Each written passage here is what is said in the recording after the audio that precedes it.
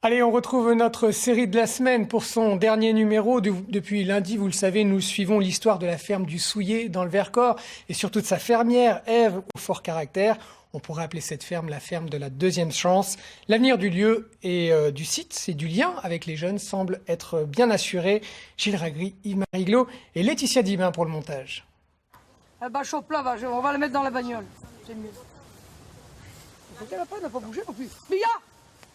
Les bêtes blessées et les âmes en peine, Ève Palacios les soigne à sa manière. Elle est bergère et elle a attrapé la manie de prendre sous son aile les jeunes dans la galère. Audrey, la porteuse de brebis, s'en est sortie maintenant. Fini les stages à la ferme. Mais elle avait promis de revenir. Un peu en mémoire de tout ce qu'on avait vécu ensemble, et elle m'a dit qu'elle me consacrerait une demi-journée par semaine et qu'elle viendrait me donner un coup de main. Donc on bouffe ensemble, on échange, on travaille et voilà, c'est sympa quoi. Et c'est vrai que ça fait plaisir parce qu'on donne, on n'espère jamais de retour. On n'en a rien à foutre en plus du retour. Et quand il vous tombe sur la gueule, le retour ça fait vraiment plaisir quoi. Audrey rêve de posséder sa propre exploitation agricole. Arrivée chez Ève complètement déscolarisée, elle a tout appris dans cette ferme. Elle a même encadré d'autres jeunes.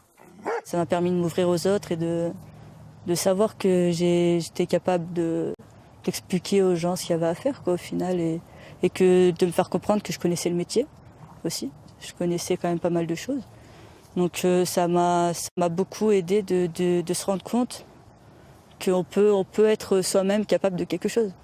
Moi je coupe là dans ce sens-là, l'entaille, tu la couperas dans ce sens-là, comme ça je te donne bien la direction.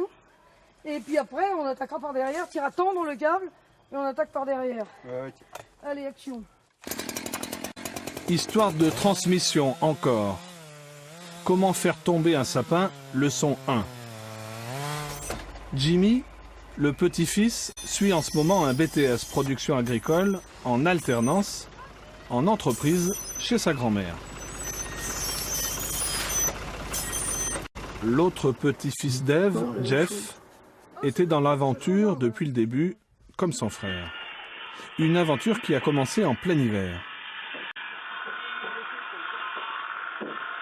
C'est pas fou, c'est complètement débile, quoi. Je veux dire, c'est un projet voilà, irréalisable à la base.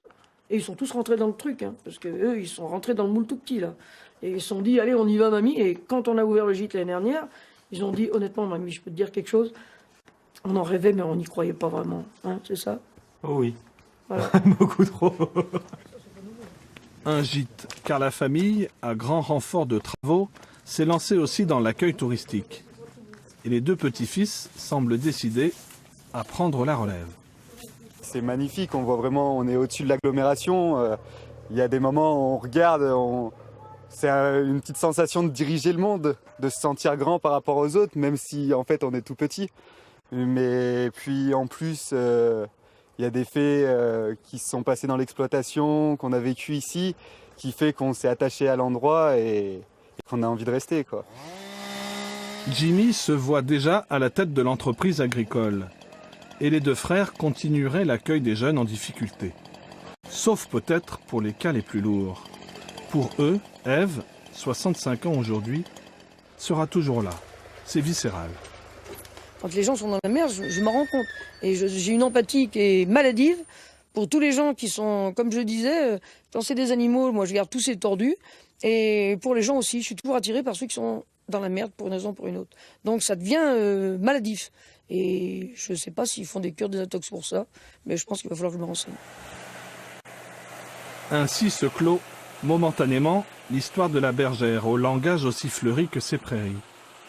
Mais ce n'est pas fini, car les histoires de famille sont éternelles.